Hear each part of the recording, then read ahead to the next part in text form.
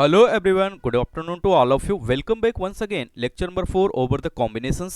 Hope you are able to understand what I will discuss now. Okay, तो थोड़ा सा बीच में गैप हो गया कुछ पर्सनल रीजन के कारण, और मैं अभी इसको कनेक्ट करने का प्रयास करूंगा और जल्दी इसको फिनिश करूंगा। तो अभी ये लेक्चर स्टार्ट होने जा रहा है और वन बाय वन इसी के आगे हम कंटिन्यू करेंगे जहाँ पे पिछली क्लास को हमने लीव किया था। अगर मैं उसी को कनेक्ट करूँ और एक स्टैंडर्ड से आज हम स्टार्ट करें तो आप देख सकते हैं कि पिछले क्लास से ही कनेक्टेड एक स्टैंडर्ड है, जैसा कि मैं बता भी चुका हूँ, इस पे क्वेश्चंस भी करा चुके हैं और वहीं से हम कनेक्ट करने का इसको प्रयास करेंगे। ओके, तो एक स्टैंडर्ड लिखते हैं और वहीं से कनेक्ट करेंगे इसको। Write down number of ways of selecting are different things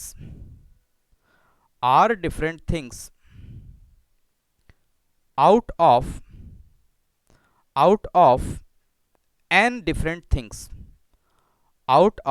n different things such that each of p particular are selected will be equal to, अगर मैं इसको राइट डाउन करूँ तो इसको मैं इस तरीके से लिख सकता हूँ n minus P C R minus P. ये कुछ और नहीं है, इसको मैंने एक फार्मूले का रूप दे दिया गया है जो कि कुछ अलग नहीं है। अगर मैं आपको रिकॉल करूँ तो थोड़ा सा अगर आपको रिकॉल होगा, जैसे मैंने कहा कि जो चीज़ ऑलरेडी लिया गया है, ऑलरेडी जिसको हमने सेलेक्ट कर लिया। एक एग्जाम्पल से थोड़ा सा इसको हम समझेंगे। जैसे अगर मैं एक स्टैंडर्ड प्रोटोटाइप ले लूँ, अगर यहाँ पे 5 मेन है, ओके 5 मेन है और मुझे उनमें से 3 को सेलेक्ट करना है। ओके 5 टोटल मेन है। ओके टोटल मैन कितने हैं 5, और इसमें से 3 को मुझे क्या करना है, सेलेक्ट करना है। हमारा रिक्वायरमेंट है 3 को सेलेक्ट करना है, जिसमें मैंने ये बता दिया कि एक मैन ऐसा है, एक पर्टिकुलर आदमी ऐसा है। ओके एक पर्टिकुलर आदमी ऐसा है जिसको हम क्या करेंगे, उसको सेलेक्ट करना ही करना है, उसको सेलेक्ट करना है। उसके बाद इसको पूरा करने के कितने नंबर ऑफ वेज होंगे। ओके क्या लिखा है, number of ways of selecting R different things out of N different things such that each of P particular are selected. जैसे यहाँ पे 5 आदमी को अगर मैं बना लूँ यहाँ पे, ओके जैसे ये हो गया 2, एक 3, एक 4, एक 5। ओके मैं इनके नाम भी दे दे रहा हूँ A B C. Okay A B C D E, ये 5 पर्सन्स हैं। जैसा कि मैं यहाँ पे पहले ही डिफाइन कर दिया, इस सी को लेना ही लेना है, इस सी को लेना ही लेना है। अगर सी को लेना है तो मैं क्या करूँगा, ये सी यानी कि एक पर्सन हुआ, तो इस एक पर्सन को मैं डायरेक्ट सेलेक्ट कर लेता हूं। डायरेक्ट अगर सेलेक्ट कर लूंगा तो इसका मतलब क्या हुआ, हमारे सिलेक्शन में जो मुझे 3 लेना है उसमें अब इसको लेना ही नहीं है, इसको मैं डायरेक्ट सेलेक्ट कर लिया। जैसे अगर मैं यहाँ पे प्लेसेस बना दूं तो ये प्लेस हो गया सी को सेलेक्ट करने का। ओके और 2 आदमी को मुझे और सेलेक्ट करना है, 2 को और मुझे सेलेक्ट करना है। एक ऑलरेडी हम क्या करेंगे, सेलेक्ट करना ही करना है, तो उस पर विचार ही मुझे नहीं करना है, उसको डायरेक्ट सेलेक्ट कर लेंगे। 2 पोजीशंस को और ऑक्युपाई करना है हमें। अभी क्या हुआ, इसमें 5 में से 1 को मैंने सेलेक्ट कर लिया, दैट मीन्स कि मुझे अभी 4 को सेलेक्ट करना है, अभी 4 को सेलेक्ट करना है। 4 बचे हुए हैं, उन 4 में से सिर्फ 2 पोजीशंस को मुझे क्या करना है, ऑक्युपाई करना है। तो इसका रिजल्ट अगर हम लोग लिखें क्या हो जाएगा, 5 माइनस 1 जो मैं सेलेक्ट कर लिया उसको रिड्यूस कर दिया सी। उसके बाद 3 ही मुझे सेलेक्ट करना है, लेकिन मैं 3 माइनस 1 करूंगा क्योंकि मुझे 3 में से 1 तो मैं सेलेक्ट कर चुका हूं, 2 को ही सेलेक्ट करना है। तो इसका रिजल्ट क्या आ जाएगा, 4C2 आ जाएगा। इसका मतलब यहाँ पे क्या किया हमने, वही रिजल्ट वही स्टैंडर्ड मैंने यूज किया, n minus P C R minus P. ये कुछ और नहीं है, जिसको सेलेक्ट करना है उसको हमने क्या किया, डायरेक्ट सेलेक्ट कर लिया। जो बचे हुए हैं उसको हम क्या करेंगे, जो रिमेनिंग पोर्शन है उसमें से कितने को सिलेक्ट करना है वो मुझे सेलेक्ट करना है। बहुत ही आसान है। इस पे ये फार्मूला याद करने की भी जरूरत नहीं है, मैं याद करने पे बहुत कम फोकस करता हूं। आपको सिर्फ ये समझ लेना है कि किस तरीके से n minus P C R minus P, जैसे p पर्टिकुलर थिंग्स था जिसको हमें सेलेक्ट करना ही करना है। जो सेलेक्ट करना है उस पर विचार नहीं करना है, जो सेलेक्ट करना है उस पर क्या विचार करना, उसको तो लेना ही लेना है। तो मैं क्या करूंगा, उसको जितने भी नंबर ऑफ ऑब्जेक्ट्स हैं या थिंग्स हैं उसमें से सब्सट्रैक्ट कर देंगे। अच्छा तो उसको तो सेलेक्ट कर लिया, अगर टोटल मुझे 3 सेलेक्ट करना है तो 1 तो सेलेक्ट हो ही चुका है, तो 2 ही तो बचा। तो क्या करेंगे, 4C2 इसका रिजल्ट हो जाएगा। इसको सिंप्लीफाई कर लेंगे, ये क्या हो जाएगा, आंसर हो जाएगा। ये क्या हो जाएगा, आंसर हो जाएगा। बहुत ही बेसिक है। ओके नेक्स्ट क्वेश्चन लिखते हैं तो थोड़ा सा और क्लियरिटी आ जाएगी किस तरीके से क्वेश्चन पूछे जाते हैं, और धीरे धीरे हम लोग आगे प्रोसीड करेंगे और अच्छे क्वेश्चंस भी आएंगे। Okay write down question,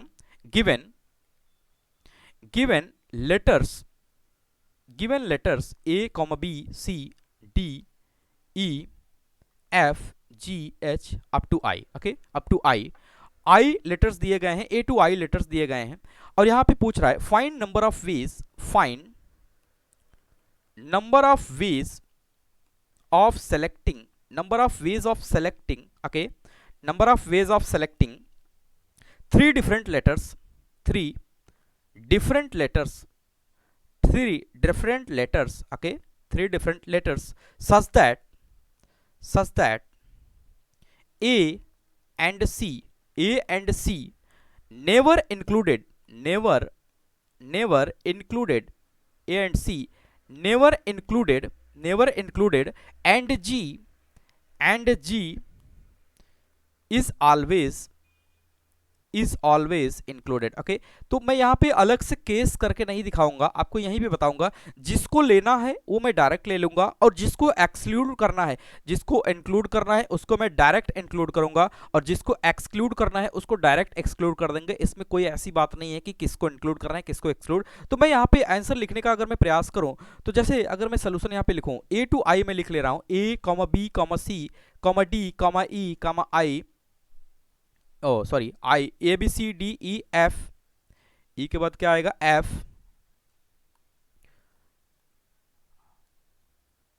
E F G H I, okay, हमने लिख लिया। अब देखिए हमारा क्वेश्चन ये कह रहा है कि इसमें मुझे तीन डिफरेंट लेटर्स को फाइंड आउट करना है, ओके, तीन डिफरेंट लेटर्स को सेलेक्ट करने के वेज को यहाँ पे फाइंड आउट करना है। Number of ways of selecting three different letter such that, इसमें जो कंडीशन दिया है ए और सी को कभी नहीं लेना है। अरे तो जिसको कभी नहीं लेना है तो उसको हम डायरेक्ट क्या कर देंगे, डिस्कार्ड कर देंगे। ए और सी को क्या कर दिया, डिस्कार्ड कर दिया डायरेक्ट। अच्छा, ए और सी को डिस्कार्ड कर दिया, आफ्टर डिस्कार्डिंग हमारे पास क्या बचेगा, ध्यान दीजिएगा, यहीं पे समझना है। जिसको एक्सक्लूड करना है उसको हम डायरेक्ट एक्सक्लूड कर देंगे, जिसको इंक्लूड करना है उस पे जो अभी मेथड्स मैंने बताया कि n - p c r - p, वो मेथड यहां पे फॉलो करना है। एक्सक्लूड का मतलब क्या हुआ, जितने भी नंबर्स दिए गए हैं या जितने भी लेटर्स दिए गए हैं उसमें उसको नहीं रखना है। नहीं रखने का मतलब क्या हुआ, नहीं रखने का मतलब क्या हुआ, उसको हम डायरेक्ट एक्सक्लूड कर देंगे। तो after that, after excluding A and C हमारे पास क्या बचता है, B comma D comma E comma F comma G comma H comma I. अभी टोटल की बात करें तो हमारे पास जो लेटर्स हैं, अब वो टोटल लेटर्स में कौन कौन होंगे, हमारे पास टोटल नंबर ऑफ लेटर्स में सिर्फ ये होंगे। अब हम क्वेश्चंस पढ़ेंगे फिर से।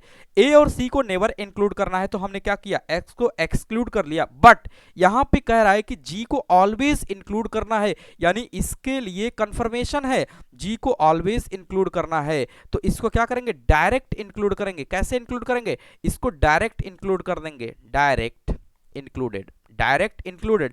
तो जिसको डायरेक्ट इंक्लूडेड करते हैं, अब देखिए तीन ही लेटर मुझे लेना है, समझिएगा, एक प्लेस, दो प्लेस, तीन प्लेस। अगर मैं ये सेलेक्ट करने का यहाँ पे तरीका अगर हम अपनाएं, अगर जी को लेना है तो मैं जी को क्या करूंगा, डायरेक्ट यहाँ पे डाल दूंगा जी।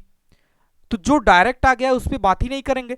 तो रिमेनिंग के कितने पोर्शन प्लेस बचे, दो प्लेस बचे। लेकिन अगर जी यहाँ पे डायरेक्ट आ गया तो फाइनल हमारे पास कौन सा बचता है, बी बचेगा, डी बचेगा, ई बचेगा, एफ बचेगा, एच बचेगा, आई, यानी कि दो, दो चार, दो छह। इन छह में से दो को मुझे क्या करना है, सेलेक्ट करना है। जी को डायरेक्ट सेलेक्ट कर लिया। अब यहाँ पे बी भी आ सकता है, डी भी आ सकता है, ई भी आ सकता है, एफ भी आ सकता है, कोई भी इन छह में से आ सकता है। दैट मीन्स कि इन दोनों प्लेस को ऑक्युपाई करने के कितने मेथड होंगे, 6c2। इन छह में से कोई भी दो यहाँ पे आ सकता है और जी रहेगा ही रहेगा। और इनको स्वैप करके भी हम तीन लेटर्स के जो भी वर्ड्स बनाना हो या तीन लेटर्स को सिलेक्ट करना हो कर सकते हैं। यानी नंबर ऑफ वेज की बात करें तो कितना हो जाएगा, 6c2। जिसको अब यहाँ पे सीखना ये इंपॉर्टेंट था, जिसको लेना है उसको हम डायरेक्ट ले लेंगे, जितना बचा हुआ है उसको और सेलेक्ट कर लेंगे। ओके, जितना बचा हुआ है उसको और सेलेक्ट कर लेंगे, जिसको एक्सक्लूड करना है उसको डायरेक्ट एक्सक्लूड कर देंगे, रिमेनिंग जो भी बचता है उस पर काम करते हैं। ओके,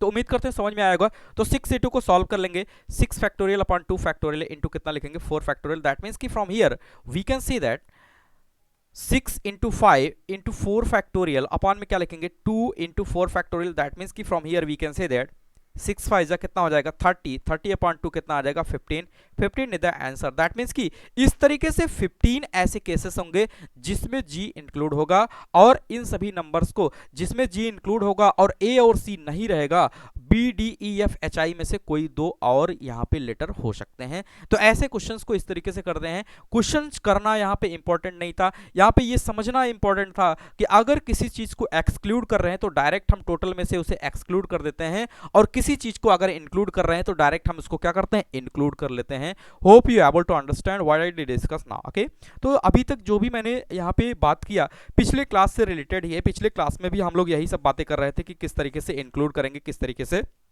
एक्सक्लूड करेंगे। ओके, तो आगे बढ़ते हैं, एक नए कॉन्सेप्ट की तरफ बढ़ते हैं, एक नया कॉन्सेप्ट स्टार्ट करेंगे, और जो होगा मल्टीप्लिकेशन का, जो काफी ज्यादा इंपॉर्टेंट भी होगा। क्वेश्चंस भी वहीं से आते हैं, लेकिन अब ऐसा नहीं है कि यहां से क्वेश्चन आते ही नहीं है। अभी बोर्ड्स में देखा जाए तो यहां से भी क्वेश्चंस आते हैं, जेई में भी पूछे जाते हैं, लेकिन जो हमारा नींव होता है, जो हमारा बेस होता है, वो यहीं से स्टार्ट होता है। हम इसको स्किप नहीं कर सकते हैं, क्योंकि आगे क्वेश्चंस में अभी सर्कुलर का केस हम लोग करेंगे, गैपिंग का केस करेंगे, तो वहां पे भी इन सभी की इंपॉर्टेंस नजर आएगी। ओके, तो आज आगे बढ़ते हैं मल्टीप्लिकेशन के केस के। तो स्टार्ट करते हैं एक नया कॉन्सेप्ट, एक नया रूल, जिसको बोलेंगे multiplication rule. Okay, multiplication rule. तो कुछ बेसिक्स रूल होते हैं, कुछ बेसिक थियरम्स होते हैं, कुछ बेसिक थियरी होती है मल्टीप्लिकेशन की, उसको लिख लेते हैं। उसके बाद हम लोग इसको समझने का प्रयास करेंगे कि किस तरीके से मल्टीप्लिकेशन रूल अप्लाई किया जाता है। ओके, तो write down, if a job, okay, if a job can be done in m ways, and another independent job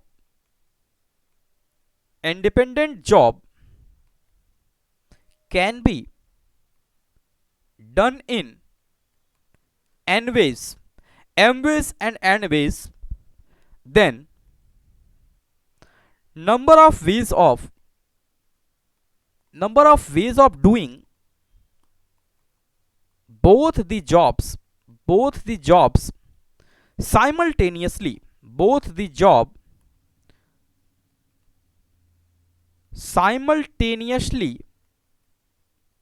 will be equal to m into n। Okay, just theorem लिखना important है, लेकिन logically हम लोग समझेंगे m into n। Okay, तो ये एक rule है, रूल को हम लोग समझेंगे, उसके बाद क्वेश्चंस करेंगे तो क्लियरिटी आ जाएगी। ओके, तो देखिए ये क्या कह रहा है, जो मल्टीप्लिकेशन थ्योरम है या मल्टीप्लिकेशन रूल जो होता है कॉम्बिनेशंस में, उसमें क्या होता है कि किस तरीके से हम मल्टीप्लिकेशंस को ऑपरेट करते हैं, ये इंपॉर्टेंट है। कह रहा है कि अगर कोई जॉब है या कोई काम है, उसको करने के m डिफरेंट वेज हैं, यानी उसको करने के m डिफरेंट वेज हैं, यम वेज हैं, और कोई n एक काम है। ओके, कोई दूसरा काम है जो कि इंडिपेंडेंट होना चाहिए, कोई दूसरा जॉब है, कोई दूसरा काम है, उसको करने के n वेज होने चाहिए, लेकिन m और जो पहला जॉब है दूसरे जॉब से डिपेंडेंट नहीं होना चाहिए। कैसा होना चाहिए, इंडिपेंडेंट होना चाहिए। ओके, तो उन दोनों को एक साथ करने के कितने तरीके हो सकते हैं, तो हमारी थियरी ये कहती है कि दोनों को वेज को क्या कर दें, मल्टीप्लाई कर दें। सिर्फ शर्त इतना है, कंडीशन इतना है कि जो जॉब होना चाहिए वो कैसा होना चाहिए, इंडिपेंडेंट होना चाहिए।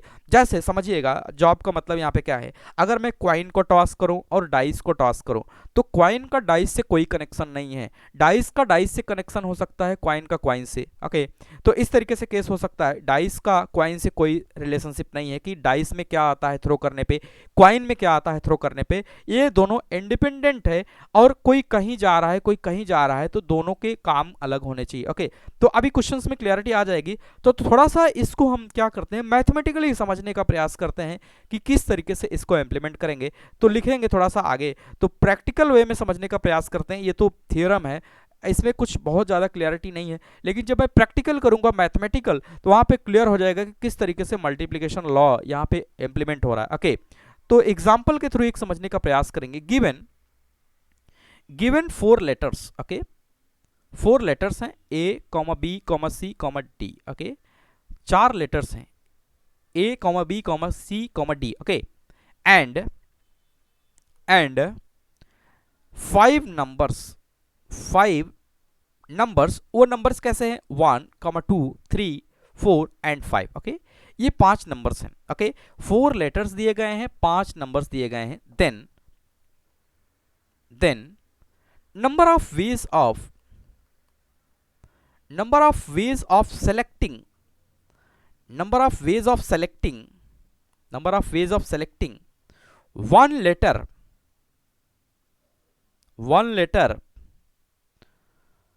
and one number number of ways of selecting one letter and one number simultaneously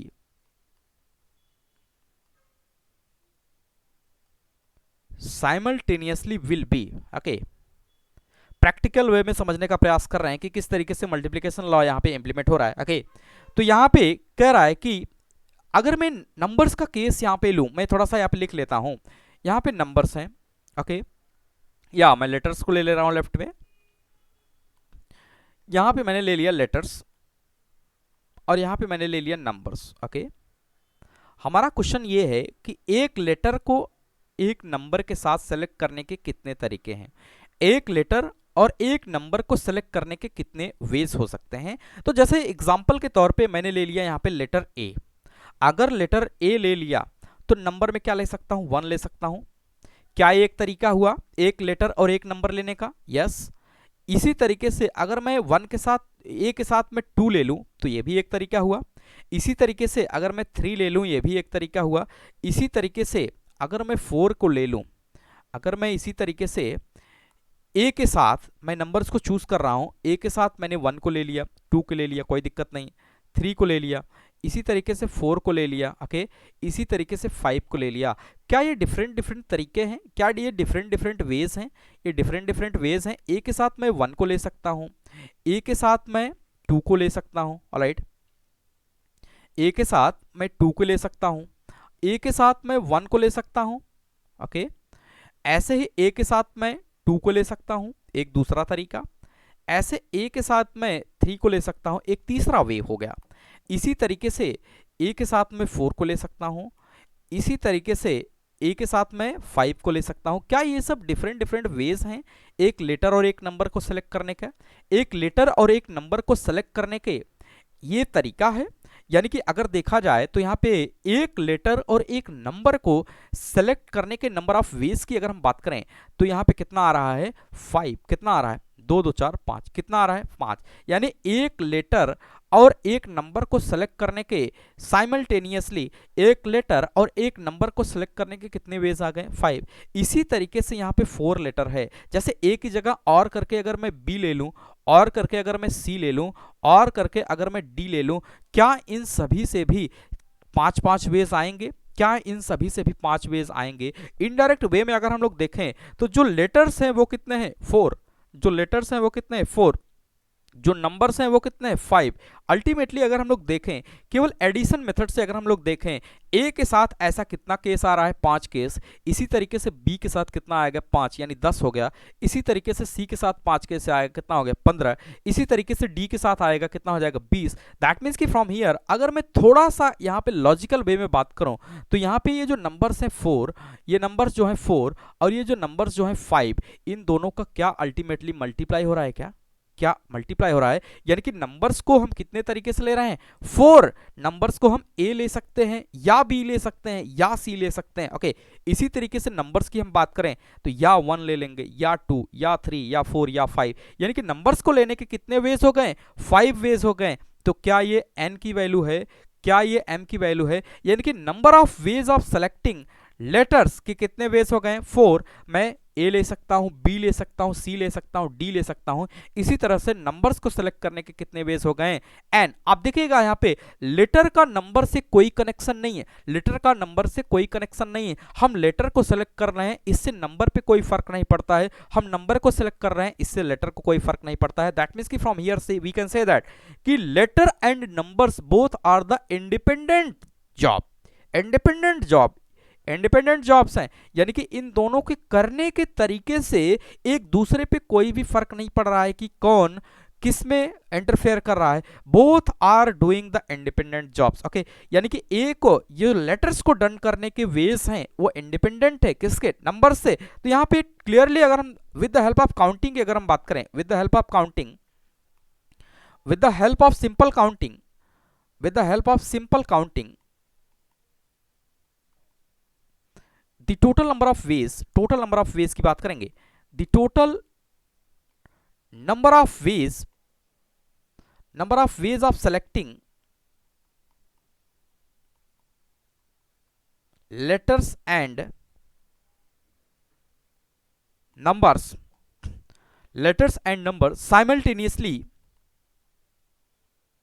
simultaneously will be, कितना आ जाएगा, एक लेटर और एक नंबर्स के साथ, अगर हम एक लेटर और एक नंबर्स की बात करें तो यहां पे कितना आएगा, 5 plus 5 plus 5 plus 5, that means कि कितना आ जाएगा, 20। लेकिन अब सोचिए इसी तरीके से अगर 26 लेटर्स आ जाएंगे, 100 नंबर्स आ जाएंगे, तो क्या मैं इस तरीके से कर पाऊंगा, इम्पॉसिबल, कोई केस छूट भी सकता है। तो हम क्या करेंगे यहाँ पे, अब यहाँ पे वाई फार्मूला लिखेंगे, वाई फार्मूला यानी कि वाई फार्मूला की अगर हम देखें, एम की वैल्यू यहाँ पे कितने आ गए, लेटर्स, एम की वैल्यू कितनी है, लेटर्स है जिसकी संख्या कितनी है, 4।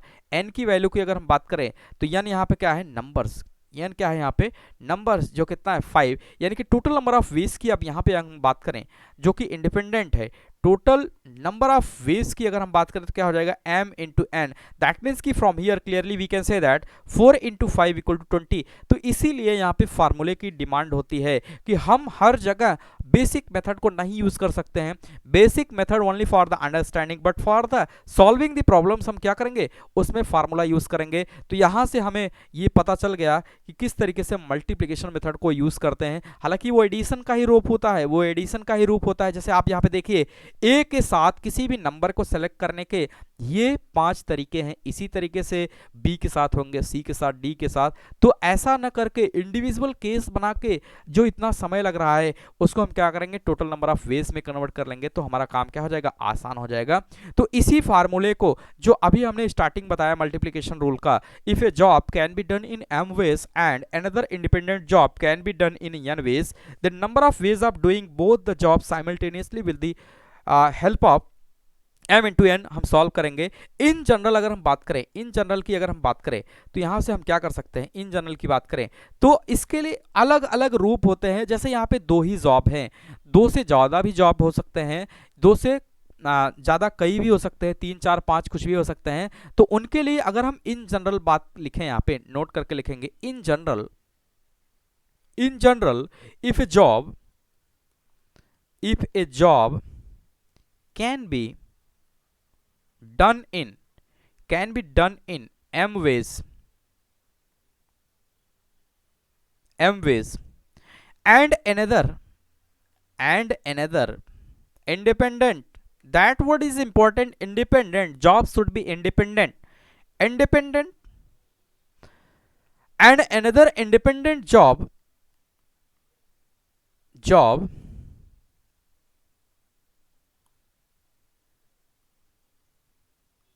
can be an and another independent job is done by p ways then simultaneously doing all job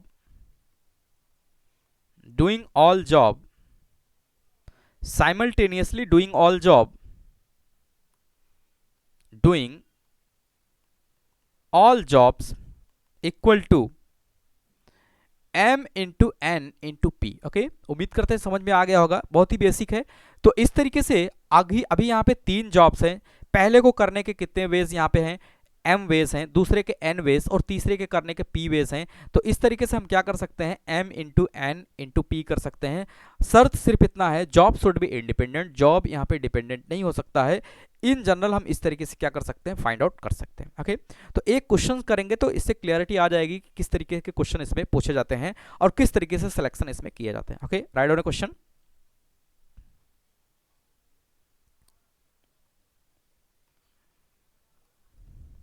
There are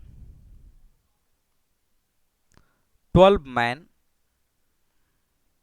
and 15 women 15 women's. Okay, this is common for upcoming 6th question. Okay, मैं यहाँ पे 6 part इसके लूंगा और उन सभी 6 में ये बात कॉमन होंगी कि 12 मैन और 15 women. Okay, there are 12 man and 15 women's. Okay, जहाँ पे मैंने ये बता दिया है पहले ही, एक 12 मैन हैं और 15 वुमेन्स हैं, यानी कि 12 आदमी हैं और 15 जो है वुमेन्स हैं। ओके, ये अपकमिंग जो भी 6 क्वेश्चन मैं करूंगा उसमें ये बात क्या रहेंगी, कॉमन रहेंगी।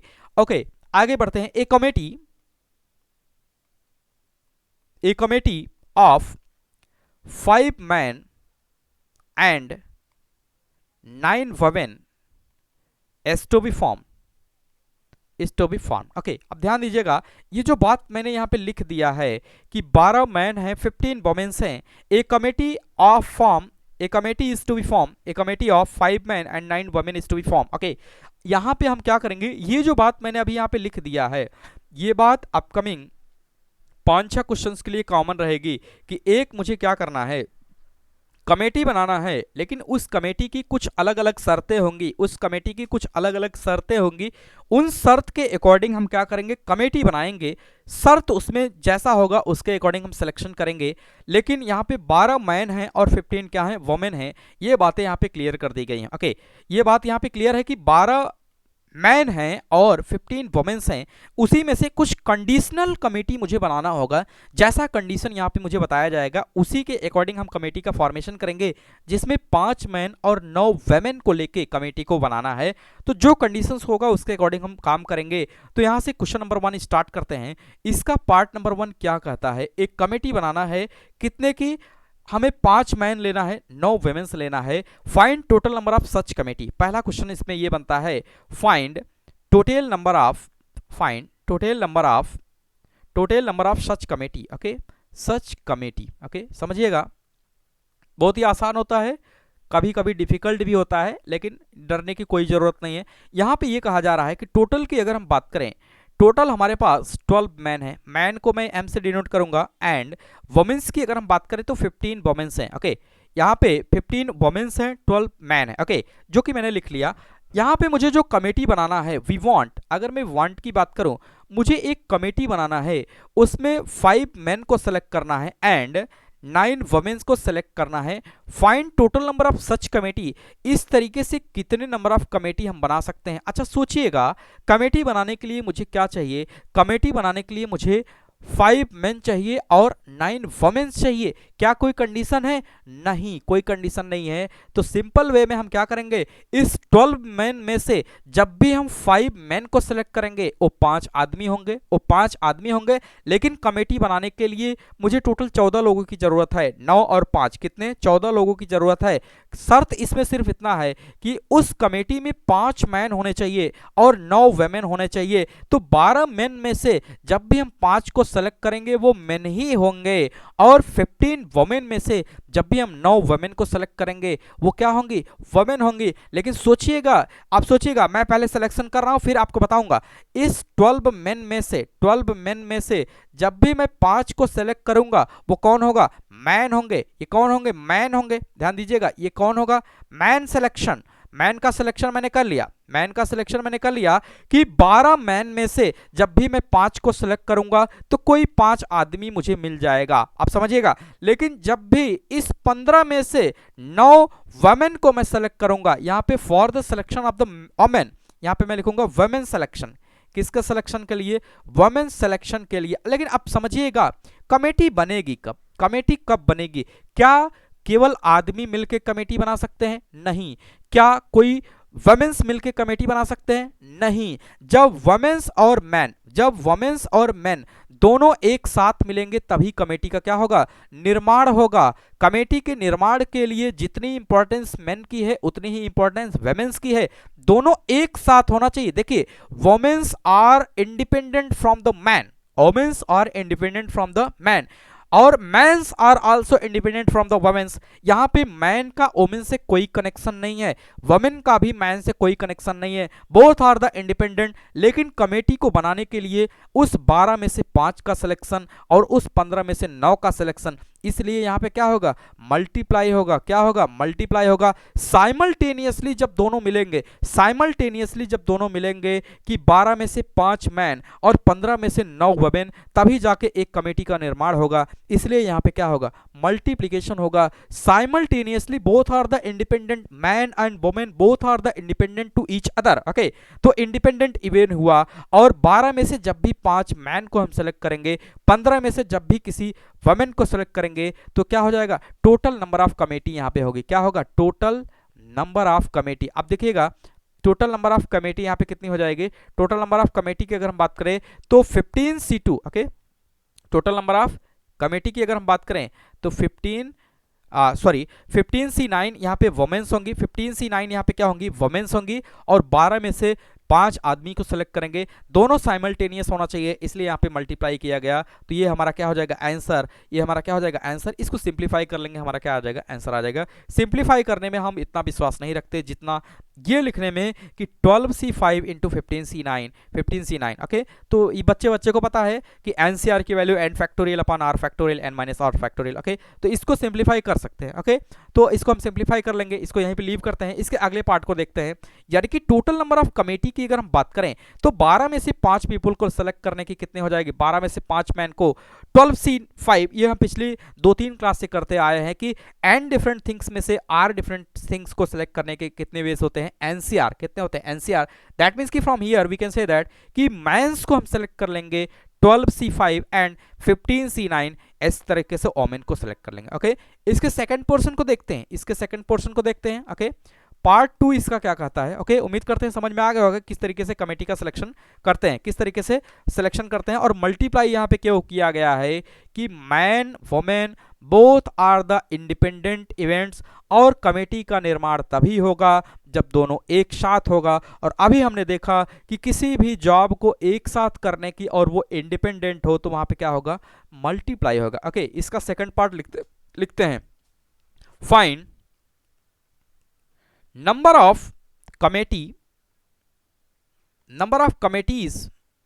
if none of three particular, अब देखिएगा सारे केसेस यहां पे धीरे धीरे इंक्लूड हो रहे हैं। none of 3 particular men are selected,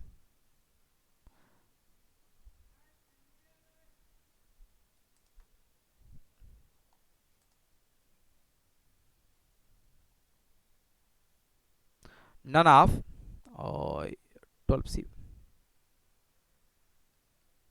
none of 3 particular men are selected। Okay, अब ये कहा जा रहा है, जो बातें हैं वो मैं लिख ले रहा हूं।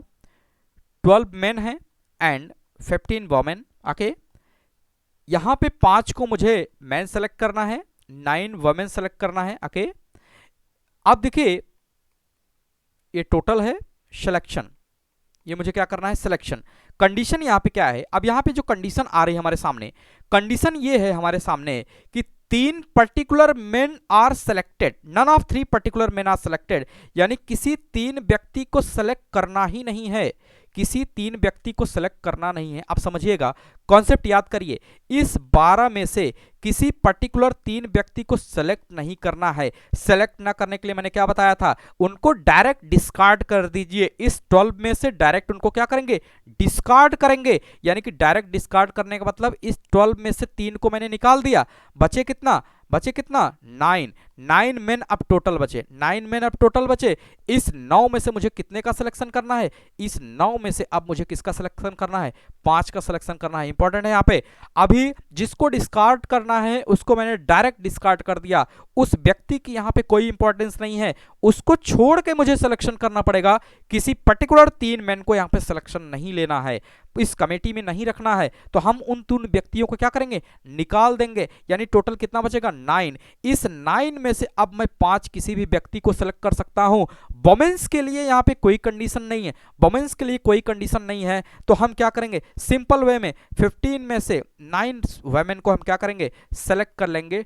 टोटल नंबर ऑफ वेज यहाँ पे ये हो जाएगा, टोटल नंबर ऑफ वेज की अगर हम बात करें तो यहाँ पे क्या हो जाएगा, ये हो जाएगा। यानी कि जो कंडीशन मुझे दिया गया है, जो कंडीशन दिया गया है, उस कंडीशन के अकॉर्डिंग अगर हम बात करें तो टोटल नंबर ऑफ वेज कितना हो जाएगा 9c5 into 15c5, this will be the answer. Okay, इसको हम क्या करेंगे, सॉल्व कर लेंगे। अच्छा, यहाँ पे फिर से मल्टीप्लाई आया, क्यों मल्टीप्लाई आया, क्योंकि जिसको मुझे डिस्कार्ड करना है उसको हम क्या करेंगे, डायरेक्ट डिस्कार्ड कर देंगे, डायरेक्ट डिस्कार्ड कर देंगे। जिसको इंक्लूड करना है उसको क्या कर लेंगे, इंक्लूड कर लेंगे। ओके, उम्मीद करते हैं समझ में आ रहा होगा। बहुत ही बेसिक है, बहुत ही आसान है। लेकिन सोचिए, मैंने इन सभी क्वेश्चंस को छोटे छोटे पार्ट में कराया था कि किसको इंक्लूड करना है, किसको एक्सक्लूड करना है, लेकिन अब ये बड़े बड़े क्वेश्चंस में इस तरीके से आएगा। तो मुझे जिसको एक्सक्लूड करना होगा उसको डायरेक्ट 3 व्यक्ति को हम क्या करेंगे, एक्सक्लूड कर देंगे। रिमेनिंग जो भी बचेगा, रिमेनिंग जो बचेगा उसमें से ही तो सिलेक्शन करेंगे, उसमें से ही सिलेक्शन करेंगे। ओके, उम्मीद करते हैं समझ में आ रहा होगा। इसके थर्ड पोर्शन की तरफ अगर हम मूव करें, इसके थर्ड पोर्शन की तरफ अगर हम मूव करें तो उसको इस तरीके से लिख सकते हैं, find find number of committee, find number of committee, number of committees if of two particular each of two particular men are selected but none three particular women are taken, women are taken। अब समझिएगा, मुद्दा को समझिए, conditions को समझिए, क्योंकि questions कभी भी बेसिक नहीं पूछा जाएगा, जब भी आएगा कंडीशनल आएगा। टोटल की अगर हम बात करें तो total 12 main and 15 women. Okay, select मुझे कितने को करना है, सेलेक्ट मुझे करना है 5 मेन एंड 9 वोमेन। लेकिन अब यहाँ पे क्या है, कंडीशंस, यहाँ पे फिर से क्या है, कंडीशंस। कंडीशंस ये है कि 2 आदमी को सेलेक्ट करना ही करना है, 2 पर्टिकुलर आदमी को सेलेक्ट करना ही करना है। अब समझिएगा, यहाँ पे फिर से समझिएगा, जिसको मुझे सेलेक्ट करना होता है डायरेक्ट उसको क्या करते हैं, सेलेक्ट कर लेते हैं, डायरेक्ट उसको सेलेक्ट कर लिया। समझिएगा, 12 मैन है, 5 को ही मुझे सेलेक्ट करना है, लेकिन 2 को यहाँ पे क्या है, कंपल्सरी, 2 को यहाँ पे क्या है, पर्टिकुलर को सेलेक्ट करना है। तो 2 को जब मैंने सेलेक्ट कर लिया, 2 को सेलेक्ट कर लिया 5 में से, तो बचे कितना, 3 और ही मुझे सेलेक्ट करना है। लेकिन अभी टोटल कितना था, 12 में से 2 को मैंने सेलेक्ट कर दिया, कितना बचा, 10। इस 10 में से अभी 2 तो सेलेक्ट हो गया, 5 टोटल मुझे करना है, तो सिर्फ कितना बचेगा, सिर्फ 3 ही तो बचा, सिर्फ कितना बचा, 3 ही तो बचा। 5 में से हमने 2 को सेलेक्ट कर लिया। अच्छा देखिए, ये वही मेथड है जो अभी मैंने स्टार्टिंग में बताया आपको, लेकिन आप वैसे करिए या ऐसे करिए। जैसे मैंने क्या बताया उसमें ये बताया कि जो सेलेक्ट हो रहा है उसको डायरेक्ट कर लीजिए। तो 12 में से 2 सेलेक्ट हो रहा है, मैंने रिमूव कर दिया सी। उसके बाद 5 में से 2 सेलेक्ट हो ही गया है, तो इसका रिजल्ट कितना आ जाएगा, 10C3। किसके लिए, फॉर मेन, मेन के सिलेक्शन के लिए। लेकिन अब फिर से समझिए, और बेसिक तरीके से समझिए इसको, बेसिक तरीके से, वेरी बेसिक। 12 मेन है, ठीक है, 12 मेन है, 2 को सेलेक्ट करना है, डायरेक्ट सेलेक्ट कर लिए, कितने बचे, 10। अब 2 को सेलेक्ट कर लिए, टोटल मुझे 5 सेलेक्ट करना है, टोटल मुझे कितना सेलेक्ट करना है, 5 में से 2 मैंने सेलेक्ट कर ही लिया है, तो बचा कितना, 3। तो इस 10 में से 3 को सेलेक्ट कर लिए। तो ये या ऐसे कर लें या वैसे कर लें, आपकी इच्छा, आप चाहे जैसे कर लें, कोई दिक्कत नहीं है, यहाँ पे कोई बड़ा इशू नहीं है। तो टोटल यहाँ पे अगर मैं बात करूँ, टोटल अगर मैं इसको एक लाइन लिख ही दे रहा हूं, नाउ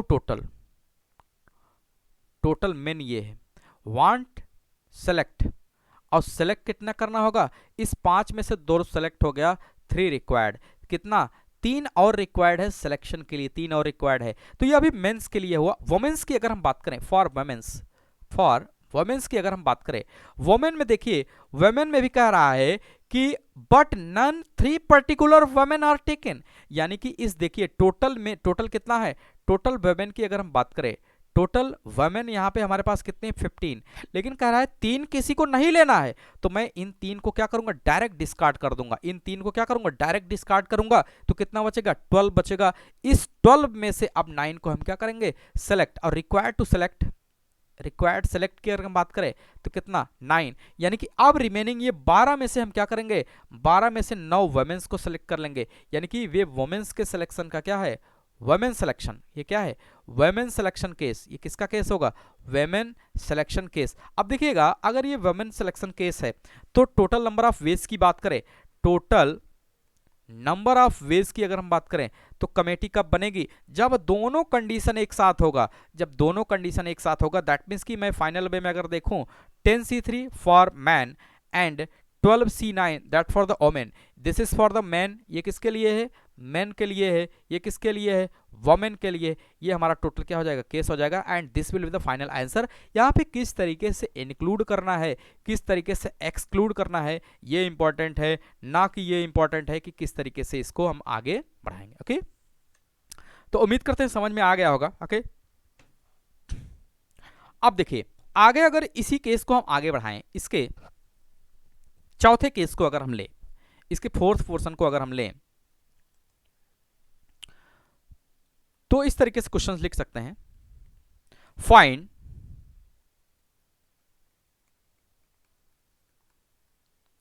नंबर ऑफ वेज, या ऐसे लिख दें number of committee, find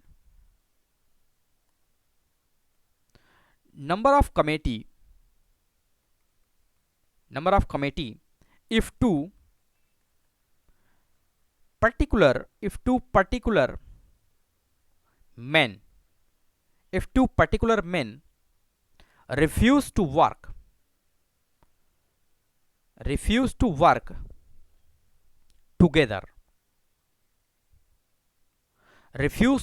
together in the same committee, in the same committee। समझिएगा,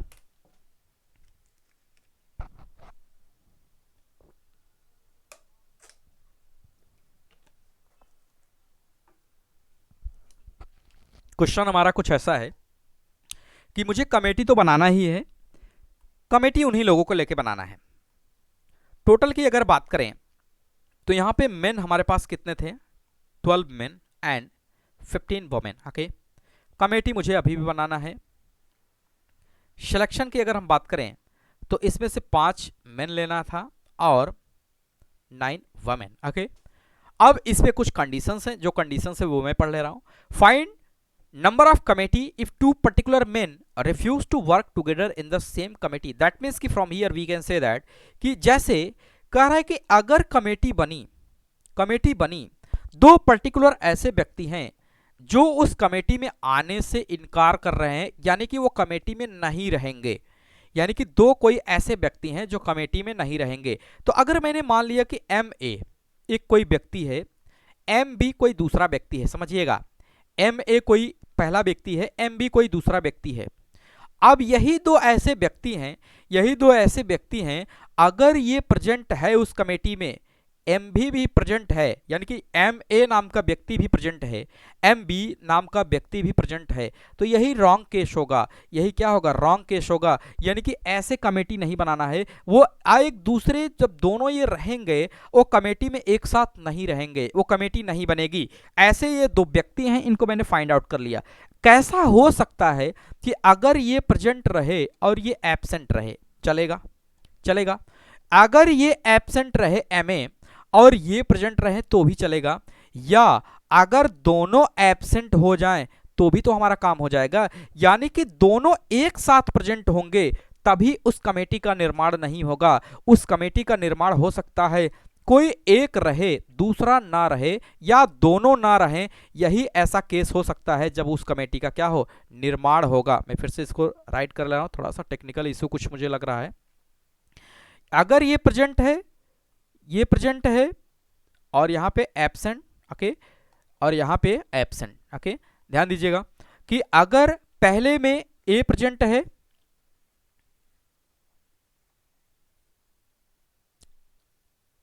ओके, दूसरी साइड में लिख ले रहा हूं, ओके, अगर यहां पे मैं MB लिख ले रहा हूं, ये प्रेजेंट हुआ, ओके, ये प्रेजेंट हुआ, ये एब्सेंट हुआ और ये भी एब्सेंट। ओके, समझिएगा कि कह रहे हैं अगर दोनों प्रेजेंट हैं वही रॉन्ग केस होगा। एक प्रेजेंट है दूसरा एब्सेंट है, चलेगा। जैसे MB प्रेजेंट एब्सेंट है और यहां पे A, इसको A कर ले रहे हैं, एम बी प्रेजेंट है और एम ए एबसेंट है तो भी चलेगा, दोनों एबसेंट है तो भी चलेगा। केस मैं यहां पे बना रहा हूं, these are the cases, okay, these are the cases. यही केस बनेंगे कि इन दोनों के क्या सिचुएशंस हो सकते हैं। तो हमारे काम का केस ये है, यानी कि उस कमेटी में अगर दोनों प्रेजेंट हो जा रहे हैं तो क्या हो जाएगा, गलत हो जाएगा। इसका मतलब इसको अगर करने का तरीका अगर हम लोग देखें तो अगर मेन की मैं बात करूं 12C5, तो ये टोटल केस हो गया। 12C5 में कौन आ गया, टोटल केस, समझिएगा, total case to select 5 men, 12 में से 5 आदमी को सेलेक्ट करने के ये टोटल केस हैं। क्या इसमें यह भी केस आया होगा कि दोनों प्रेजेंट रहे होंगे, यस, दोनों प्रेजेंट रहे होंगे, और यही गलत केस है। यही क्या है, गलत केस है। अगर इस केस को मैं टोटल में से रिमूव कर दूं, इस केस को अगर मैं टोटल में से रिमूव कर दूं तो हमारा काम बन सकता है। यानी कि गलत आंसर को हम ओरिजिनल में से क्या करेंगे, डिस्कार्ड करेंगे। यानी दोनों प्रेजेंट रहेंगे, इसका मतलब क्या हुआ, दोनों प्रेजेंट रहेंगे इसका मतलब क्या हुआ, इसका मतलब यह हुआ कि हम दोनों को डायरेक्ट सेलेक्ट कर लें। यानी कि डायरेक्ट सेलेक्ट कर लेंगे, कितने हो जाएंगे, 10, डायरेक्ट 2 को सेलेक्ट कर लेंगे। इस 12 में से अगर मैं 2 को डायरेक्ट सेलेक्ट कर लिया तो कितने हो जाएंगे, बचेंगे कितने, 10, और उस 10 में से 2 को मैंने सेलेक्ट कर लिया है, कितने को और सेलेक्ट करना है, 3 को। इस 10 में से 3 को और सेलेक्ट करना है, ध्यान दीजिएगा, 2 को मैंने सेलेक्ट कर लिया, 3 को और सेलेक्ट कर लेंगे। This is the wrong case, और रॉन्ग केस को मुझे क्या करना रहता है, सब्सट्रैक्ट, ये होगा रॉन्ग केस। और इस रॉन्ग केस में होगा क्या, बोथ आर प्रेजेंट। यहां पे मैं क्या लिखूंगा, M A and M B both are present, both are present. इस केस में अगर हम लोग देखें, इस केस में एम ए और एम बी बोथ आर क्या है, प्रेजेंट हैं, दोनों इसमें प्रेजेंट हैं, और दोनों प्रेजेंट का केस ही क्या होगा, रॉन्ग केस होगा। दोनों प्रेजेंट का केस ही क्या होगा, रॉन्ग केस होगा। M A M M B both are present, और यही हमारा क्या होगा, रॉन्ग केस होगा। यहां पे हम क्या लिखेंगे, 10C3। अब ये टोटल मेंस का सिलेक्शन हुआ। वोमेन्स के लिए क्या कह रहा है, वोमेन्स के लिए यहाँ पे कोई रिस्ट्रिक्शन है नहीं, वोमेन्स के लिए कोई रिस्ट्रिक्शन नहीं है। यानी 15C क्या कर लेंगे, 9, क्या कर लेंगे, 15C क्या कर लेंगे, 9। वोमेन्स पे कोई रिस्ट्रिक्शन नहीं है तो हम वोमेन्स को क्या कर लेंगे, डायरेक्ट सेलेक्ट कर लेंगे। तो यहाँ पे मैं लिखूंगा वोमेन्स के लिए 15C 9, नो रिस्ट्रिक्शन। तो ये क्या लिखेंगे, फॉर वोमेन्स। इसको सॉल्व कर लेंगे, हमारा क्या आ जाएगा आंसर। दैट मीन्स कि टोटल नंबर ऑफ वेज यहाँ पे कितना हो जाएगा, यही हो जाएगा।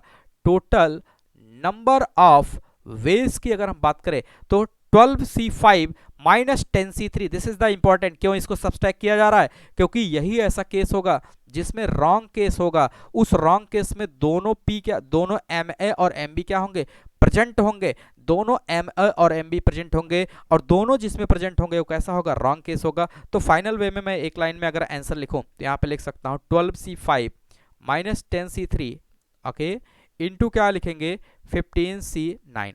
अब ये हमारा हो गया मेंस का केस। ये किसका केस हो गया, मेन का केस हो गया। दिस इज द वोमेन का केस, और ये हो जाएगा हमारा फाइनल आंसर। ओके, बहुत ही सिंपल है, बहुत ही आसान है, कुछ भी टेक्निकल कहें या डिफिकल्ट है ही नहीं, कुछ भी टेक्निकल कहें या डिफिकल्ट है ही नहीं। ओके, आज के लास्ट क्वेश्चन की तरफ मूव करते हैं और देखेंगे कि इसका 5वां पार्ट क्या होता है, किस तरीके से पूछा जाता है question. Okay, write on 5th portion of this question, find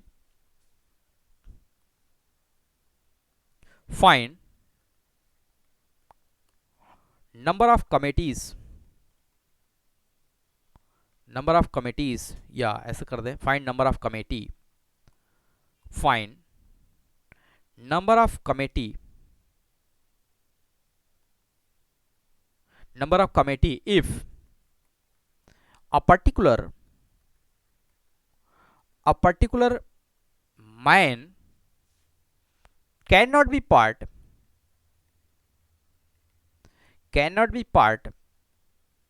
of committee, if a particular woman is already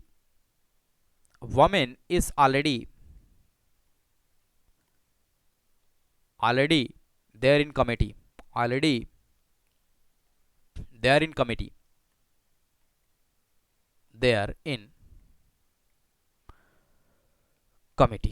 okay, समझिएगा, केस वही है, कंडीशन बदल गया है।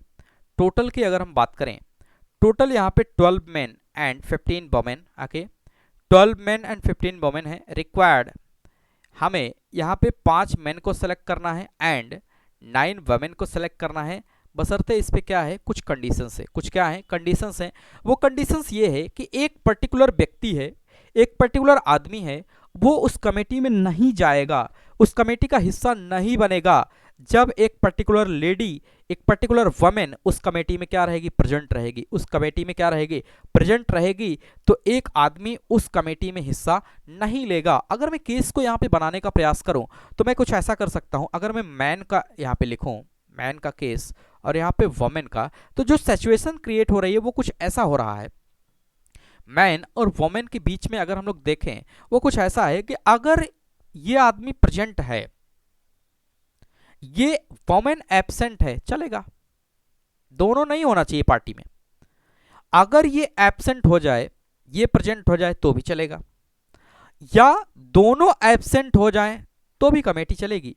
लेकिन अगर एक प्रेजेंट हो जाए, चाहे वो वुमेन चाहे वो मैन, तो दूसरा क्या करेगा, रिफ्यूज करेगा, और यही क्या होगा, रॉन्ग केस होगा।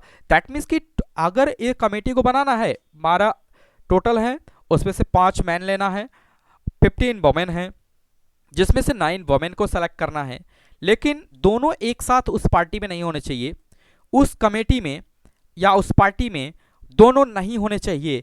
यानी कि अगर आदमी है तो लेडीज नहीं आएगी, या लेडीज पहले से है तो वो आदमी नहीं आएगा। ओके, तो यानी कि केस गलत कौन सा होगा, ये केस गलत होगा जब दोनों उसमें प्रेजेंट हो जाएंगे। दैट मीन्स कि इस केस को हमें निकालना पड़ेगा। तो हम क्या करते हैं, ऐसा कर लेते हैं, टोटल नंबर ऑफ वेज की अगर हम बात करें, टोटल नंबर ऑफ वेज की अगर हम बात करें, हम इस 12 में से 5 आदमी को सेलेक्ट कर ले रहे हैं, 12 में से 5 आदमी को सेलेक्ट कर लिए, और इस 15 में से हम 9 वुमेन को भी सेलेक्ट कर लिए। This is the all cases, this is the all possible cases. Okay, this is the all possible cases in which 5 men and 9 women are included to form a committee. Okay, 15 women में से 9 women को select करके, 12 main में से 5 man को select करके, जितने भी तरीके के पॉसिबल कमेटी बन सकता है वो मैंने बनाया है। गलत कहाँ पे होगा, गलत तब होगा जब दोनों उस कमेटी में प्रेजेंट होंगे।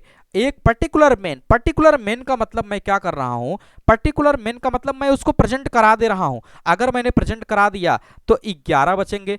12 में से, इस 12 में से एक को मैंने डायरेक्ट ले लिया, एक को अगर डायरेक्ट ले लिया उस पर्टिकुलर को, तो कितने बचेंगे, 11। लेकिन 11 में से 5 लेना, 12 में से 5 लेना था, एक मैंने ले लिया, तो कितने मेन को सेलेक्ट करना है, 4। इसी तरीके से अगर वो पर्टिकुलर लेडी है, उस पर्टिकुलर लेडी को मैंने सेलेक्ट कर लिया, यानी कि 15 में से कितना हो जाएगा, 14। जब उसको सेलेक्ट कर ही लिया उस लेडी को, कितना हो जाएगा, 14। उस 14 में से 9 को मुझे सेलेक्ट करना था, अभी कितना सेलेक्ट करेंगे, 8। यानी कि 11C4 और 14C8, this is the wrong case. और ये केस कौन सा होगा, जिसमें मैंने डायरेक्ट उसको प्रेजेंट करा दिया। डायरेक्ट मैंने क्या किया, उसको प्रेजेंट करा दिया, उस लेडी को क्या करा दिया, उस लेडी को मैंने प्रेजेंट करा दिया, उस लेडी को मैंने प्रेजेंट करा दिया, और उस आदमी को भी, उस मैन को भी मैंने प्रेजेंट करा दिया। ये प्रेजेंट वाला केस होगा। हमने डायरेक्ट एक मैन को, एक वुमेन को यहाँ पे क्या किया, प्रेजेंट करा दिया। This is the wrong case, this is the wrong case. और रॉन्ग केस को मुझे क्या करना होगा, सब्सट्रैक्ट करना होगा। रॉन्ग केस को कभी भी हमें ओरिजिनल में से क्या करना होगा, सब्सट्रैक्ट करना होगा। This is the all cases, all possible cases, यहाँ पे मैं लिखूंगा ऑल पॉसिबल केसेस।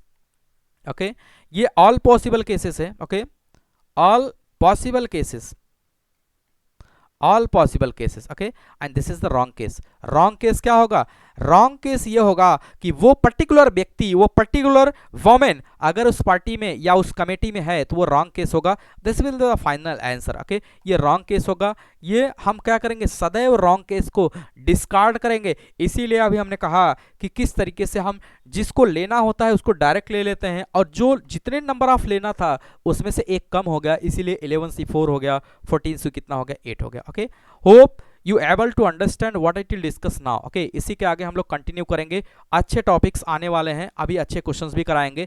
थोड़ा सा आज ब्रेक के बाद आज पहला दिन है और इसी के आगे हम लोग कनेक्ट करने का प्रयास करेंगे। ओके, उम्मीद करते हैं समझ में आ गया होगा। और अब ये क्लास कंटिन्यू चलेगी। ओके, थोड़ा सा स्टेबिलिटी नहीं थी, अभी स्टेबिलिटी आ गई है, अब कंटिन्यू इसको करेंगे और मिलते हैं नेक्स्ट क्लास में। कुछ IIT-JEE के क्वेश्चंस भी करेंगे और कुछ आगे कुछ प्रोसीड करेंगे। ओके, जो भी कॉन्सेप्ट्स होंगे उसको भी मैं प्रोसीड करूंगा, क्वेश्चंस भी कराऊंगा जैसे जैसे मुझे समय मिलेगा। पर डे 1 लेक्चर आता रहेगा। ओके, तो मिलते हैं नेक्स्ट क्लास में, तब तक के लिए बाय बाय, थैंक यू।